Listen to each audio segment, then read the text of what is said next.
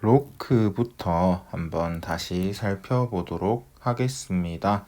이 글은 노동에 대해서 철학자들이 어떤 식으로 철학적인 의미를 부여하고 있는지를 살펴보는 글입니다. 각각의 관점들을 보고 서로가 어떻게 다른지를 한번 살펴보았으면 좋겠습니다. 로크부터 다시 살펴보겠습니다. 지금 로크가 처음 언급하고 있는 개념은 뭐다? 소유의 권리입니다.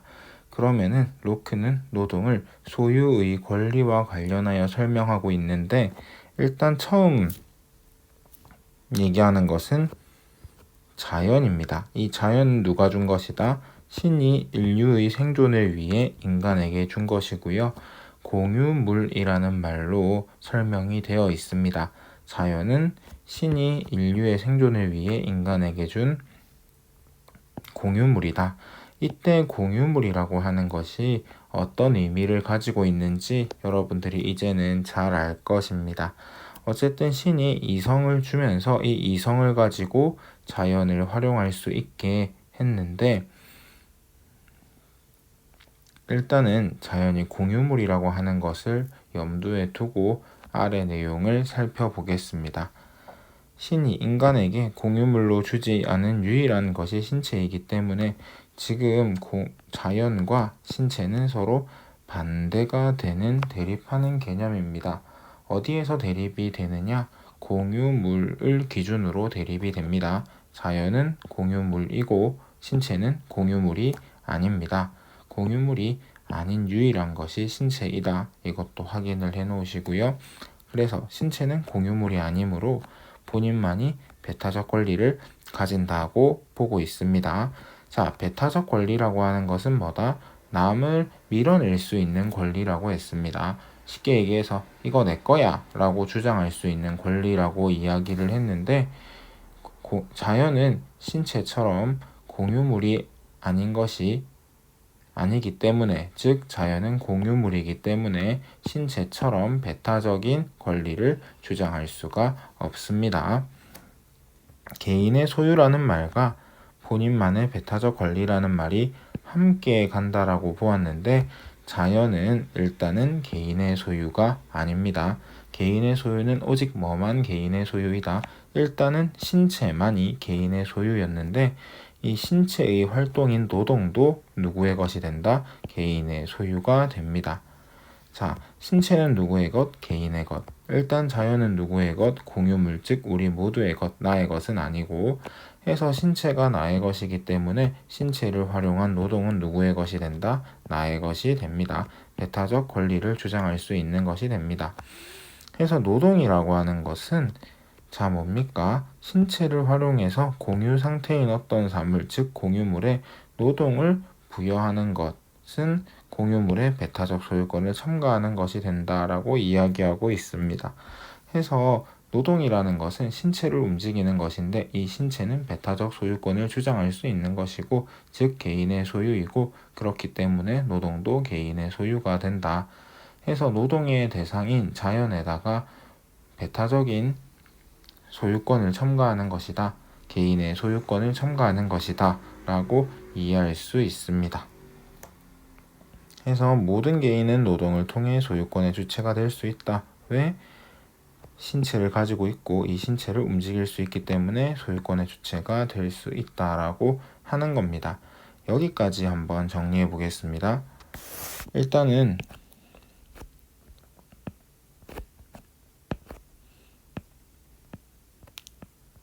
로크는 소유의 권리와 관련하여 노동을 철학적으로 정의하고 있는데, 일단은 신을 먼저 얘기하고 있고요. 신이 인간에게 준 것들입니다. 일단은 자연과 또 이성과 신체입니다. 자, 자연은 공유물입니다. 신체는 공유물이 아닙니다. 이때 이성이 공유물인지 공유물이 아닌지에 대한 언급은 없기 때문에 이런 걸로 문제를 내기는 사실 어렵습니다. 신체는 공유물이 아니기 때문에 어떤 걸 가진다? 본인만의 배타적 권리를 가진다. 개인의 소유이다.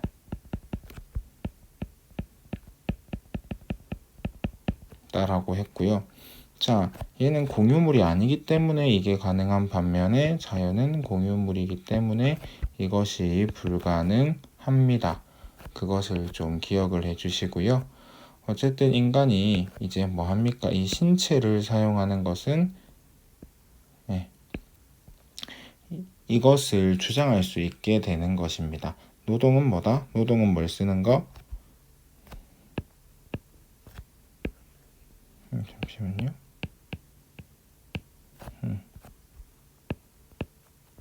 노동을 쓰는 것이 무엇이다? 이것이 노동인데, 노동은 뭘 쓰는 거예요? 신체를 쓰는 건데, 마찬가지로 노동도 이렇게 된다는 것입니다.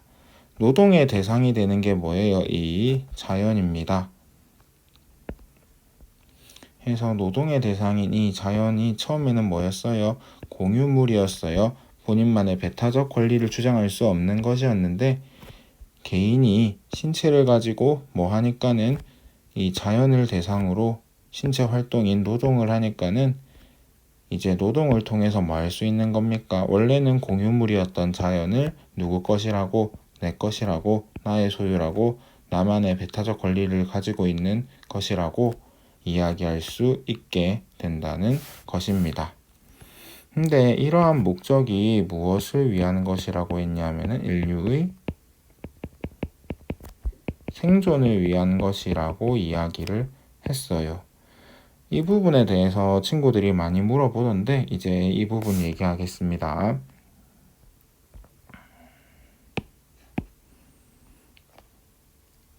노동이 공유물에 대한 소유권의 근거가 되는 것은 아니라고 보았다. 신체를 사용하는 것이 아니라 삶과 편의에 최대한 도움이 되도록 자연을 이용하는 것이다. 이거랑 이 부분이랑 같은 맥락이라고 보면 될 것 같아요. 그래서 신체를 사용하여 공유물을 인류의 삶에 손해가 되도록 만든 경우 그것은 노동에 해당하지 않기 때문에 소유권을 인정받을 수 없다. 그러니까는 이것에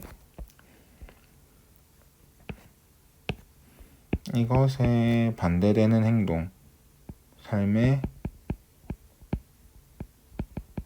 손해를 끼치는 행동은 노동이 아니다.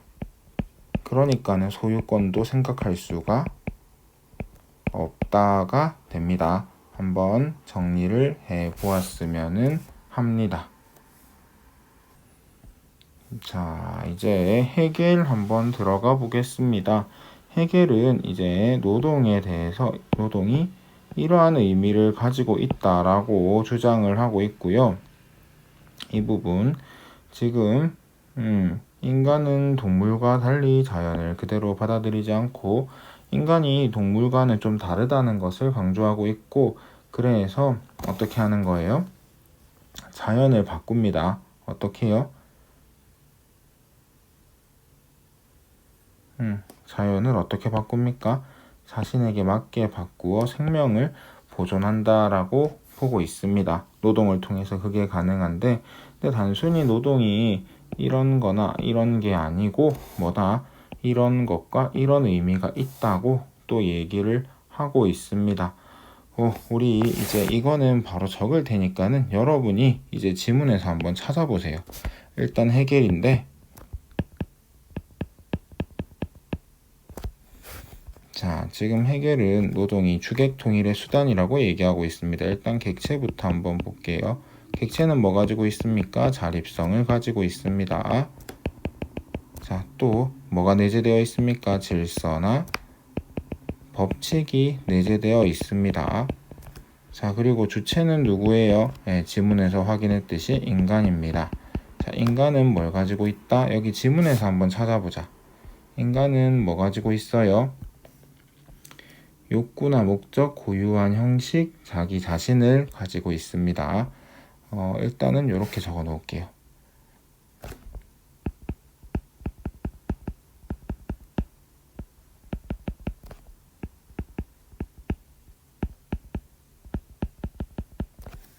이런 것들이 뭐라는 겁니까? 결국에는 주체 자신이라는 거죠. 지금은 노동을 하기 전의 무관한 상태입니다. 주체와 객체가 서로 무관한 상태인데 지금 지문에서는 객체를 일단 자연으로 보고 있습니다. 마찬가지로 해서 이런 상황에서 누가 드디어 인간이 노동을 하기 시작합니다. 노동을 하게 됐을 때 일단은 뭐부터 약화시킨다? 자립성을 일정하게 제거하고 약화시킨다 라고 되어 있습니다. 완전히 없애지는 못하니까는 약화시킨다라는 표현을 쓰고 있을 겁니다. 자, 그리고 이제 어떻게 합니까? 이것을 어떻게 해요? 이것을 어떻게 합니까? 네, 이 객체 안에다가 집어넣죠. 요거 얘기 안 했는데 요거를 일정 부분 수용을 합니다.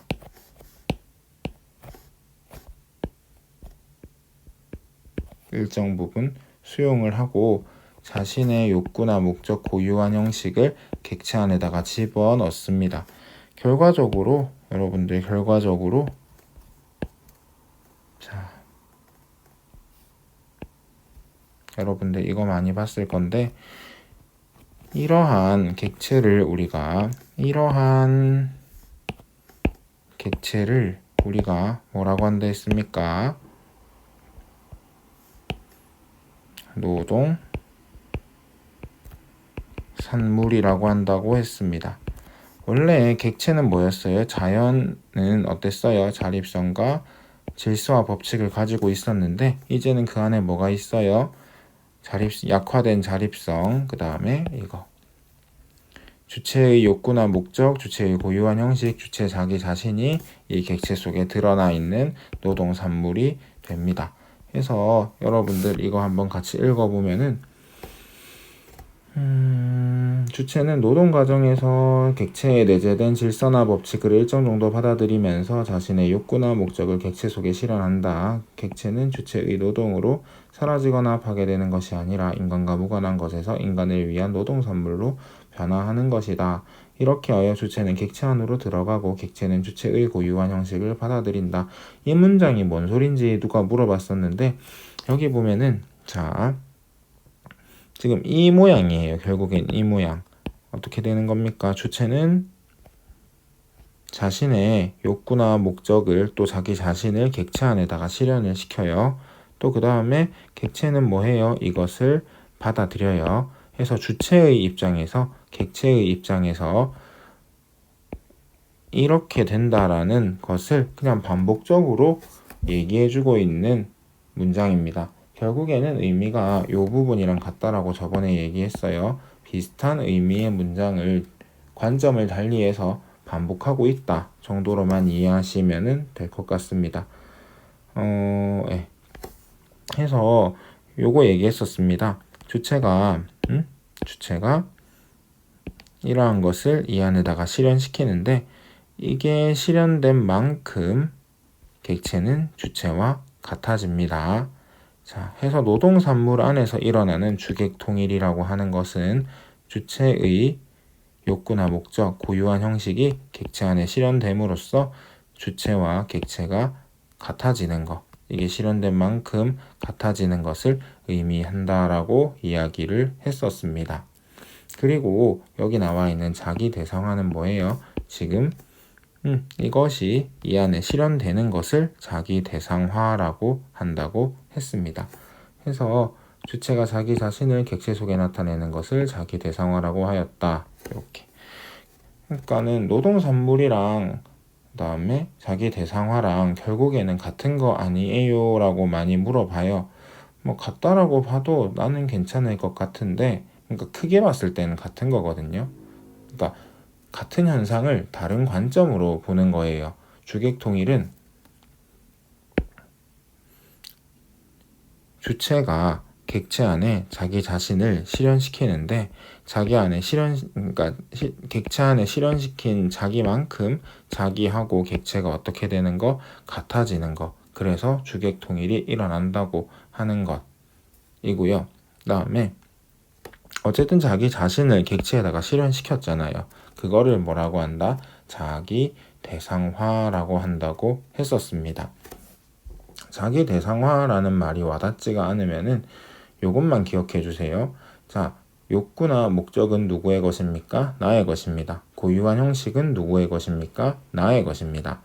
자, 근데 여러분들 지금 잡고 있는 볼펜을 노동산물이라고 한번 생각해 보세요.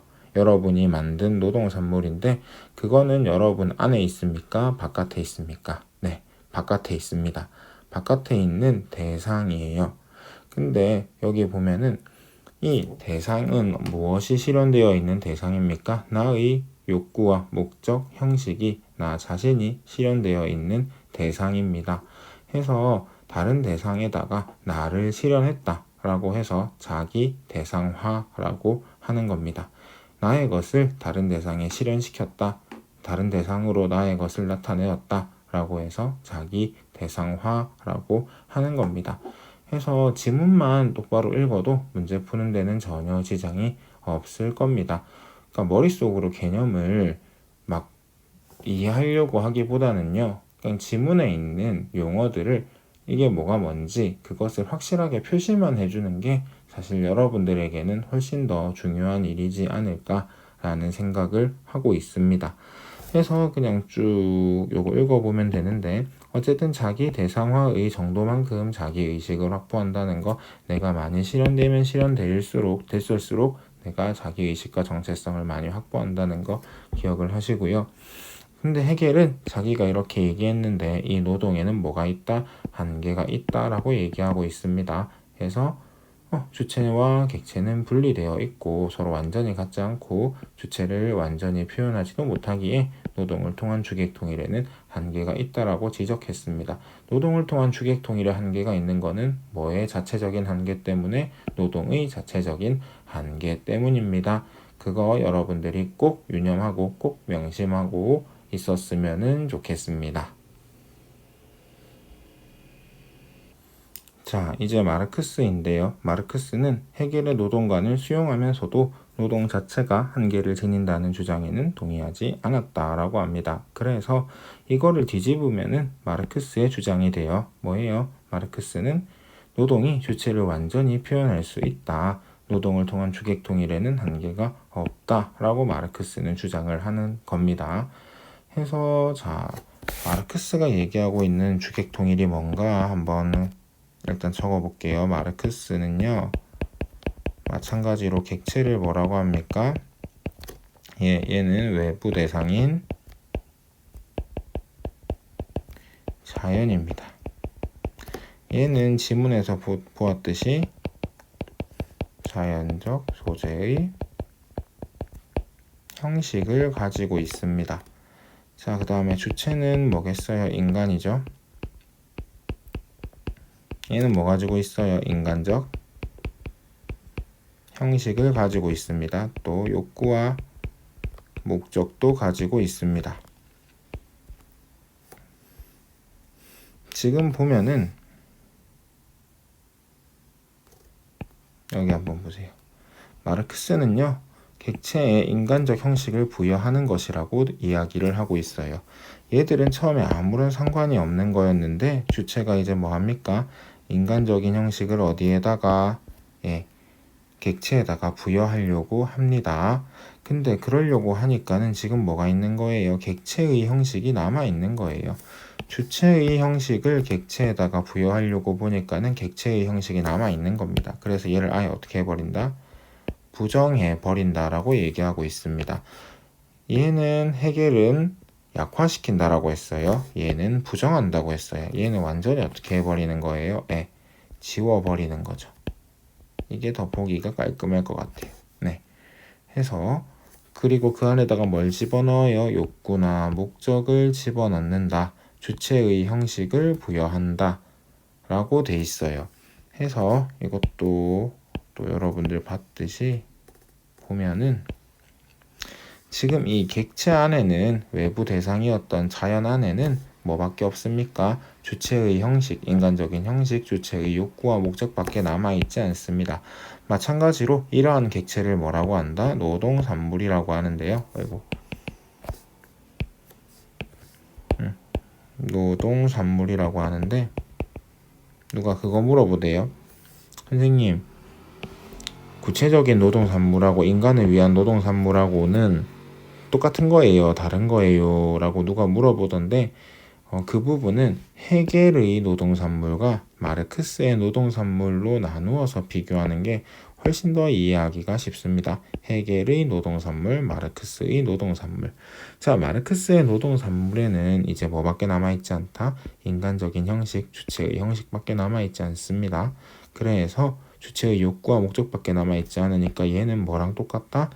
주체랑 똑같다. 이게 누가 이야기하는? 마르크스가 이야기하는 주객통일입니다.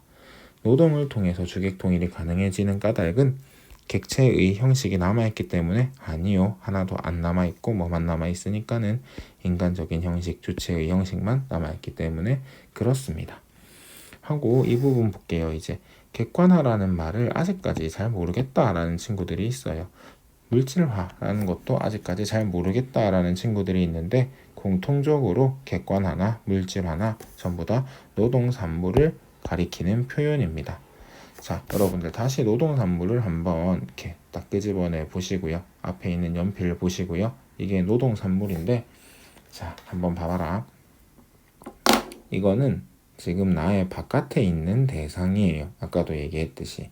근데 욕구나 목적은 주관적이라고 했습니다. 내 안에 있는 건데 이 물건은 내 안에 있어요? 바깥에 있어요? 그쵸? 바깥에 있습니다. 근데 바깥에 있는 대상에다가 내 안에 있던 거를 집어넣은 거예요. 나의 욕구나 목적을 뭘 통해 확인할 수 있네? 대상을 통해 확인할 수 있네? 객관적으로 확인할 수 있네? 객관적인 대상에 나의 욕구나 목적을 집어넣었네. 나의 형식을 확인할 수 있네. 그래서 객관화라고 하는 겁니다. 자, 두 번째, 이건 더 쉬워요. 욕구나 목적은 만질 수 없습니다. 물질이 아닌데 어떻게 이제 만질 수 있는 물질로 실현이 되어 있는 것이지요. 해서 여러분들 물질화와 객관화는 결국에는 둘 다 노동산물을 설명하는 것이라고 할 수 있는데 뉘앙스가 조금 다르다라는 것만 좀 확인을 했으면 좋겠습니다.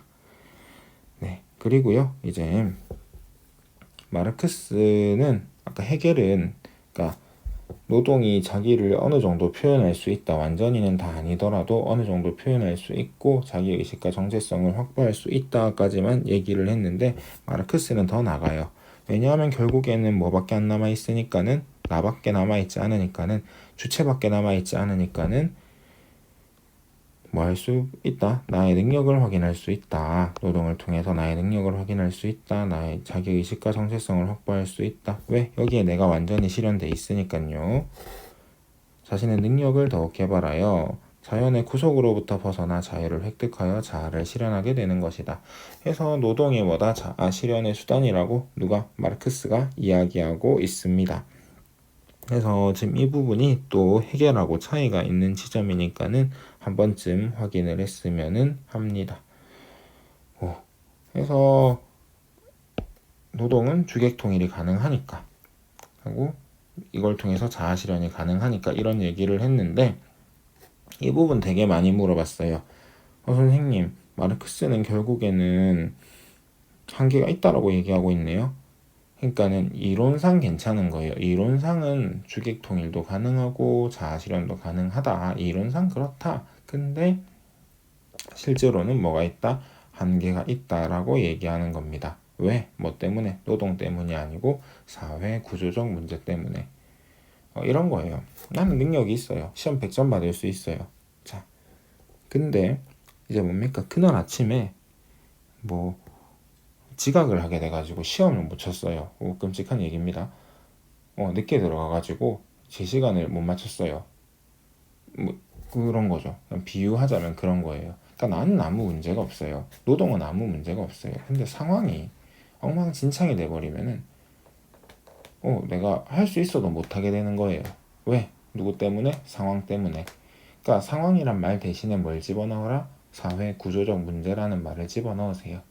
해서 헤겔이나 마르크스나 둘 다 노동을 통한 주객 통일이 어렵다라고 얘기를 하고 있습니다. 한계가 있다라고 얘기를 하고 있는데, 헤겔은 노동 자체가 한계가 있고, 마르크스는 노동은 문제가 없다, 노동은 훌륭하다, 완전하다, 된다, 한계가 없다. 하지만 뭐 때문에?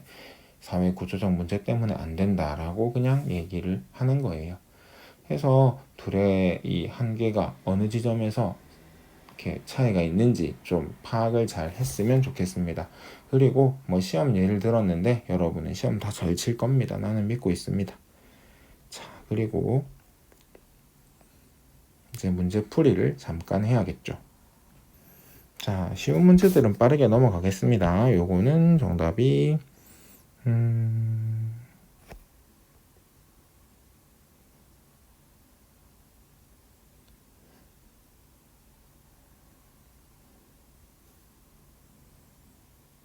5번이요. 이거는 저번에도 얘기했지만은 지문에서 언급되어 있지가 않습니다. 이런 문제는 전부 다 지문에서 언급되어 있는 내용을 찾기만 하면 되거든요. 언급이 안 돼 있습니다. 자, 로크의 소유와 헤겔의 소유입니다. 자, 사적 소유권이란 말을 기억해 보시고 답은 2번이 됩니다. 나머지는 어떻게 헛소리인지 여러분이 좀 생각을 했으면 좋겠고, 이타심, 이기심 이런 거 안 나오고, 자연과 합일 안 나오고, 분리도 안 나오고, 이 말이 여러분들 무슨 말인지 모를 거예요. 공유물의 존재에 의해 보장되는 반면이라고 돼 있는데, 그러니까 보장한다는 거예요. 노동이 뭔가를 보장한다. 근데 일단은 이건 아예 말이 좀 안 맞는 것 같아요. 한 번쯤 고민해 봤으면 좋겠습니다. 뭐 답이 너무 뻔하게 나왔기 때문에 일단 넘어가고요. 자, 이거 1번부터 4번까지는 맞는 건데 우리 또 얘기했었지요. 이 객관화라는 거를 조금 얘기하려고 이걸 가지고 왔거든요. 외부 대상인 자연의 형식에 맞게 자신의 목적을 객관화시킨 게 아니고요. 나를 바꾸는 게 아니에요. 노동은 누구를 바꾸는 거다? 외부 대상인 자연을 바꾸는 겁니다. 외부 대상인 자연을 뭐의 형식에 맞게? 나의 형식에 맞게 바꾸는 게 뭐예요? 노동이에요. 자, 객관화 뭐라고 했습니까? 외부 대상인 자연은 뭐예요? 바깥에 있어요. 자, 얘를 뭐 하는 거예요? 형식을 집어넣는 거예요. 누구의 형식을? 나의 형식을. 자, 그렇게 되면은 얘는 이제 나의 형식이 들어가 있는 나의 바깥에 있는 것입니다. 내가 객관적으로 나의 능력이나 나의 자아나 나의 욕구나 목적이나 나의 형식을 이 대상을 통해서 확인할 수 있어요. 그래서 뭐라고 한다? 객관화라고 한다고 이야기했습니다. 그래서 마르크스가 얘기하는 객관화하고 이 객관화는 다른 개념이라서 답은 5번. 자, 이거는 여러분들 노동이 가지고 있는 철학적인 의미, 아까 전에 보면 자아 실현이라든가 이런저런 얘기가 있었거든요. 비슷한 말이 있으니까는 답은 2번. 하고 이거 쌤이 풀이를 어떤 번에서 잘못해줬는데 답은 1번입니다. 1번 넣어가지고 읽어보면은 좀 괜찮을 거예요. 한번 여러분들이 봤으면 좋겠고, 그러니까 이거 풀이 보니까는 이거 쓰신 분이 자립성이랑요, 질서나 법칙을 같은 내용으로 좀 취급하는 것 같았는데 논란이 있는 문제는 난 전혀 내지 않습니다. 끝까지 열심히 지문을 읽으시면 됩니다. 이 정도 하면은 풀이까지 완료가 됐을 것 같아요. 하여튼 열심히 끝까지 하고 이번 문제 풀이는 처음에 있었던 영상을 보는 게 조금 더 좋을 것 같습니다. 진짜 열심히 잘했으면 좋겠어요. 자, 여러분들 질문하는 게 다 비슷해가지고 일단은 내용을 추려가지고 이야기를 좀 해봤는데 끝까지 열심히 공부하기 바랍니다.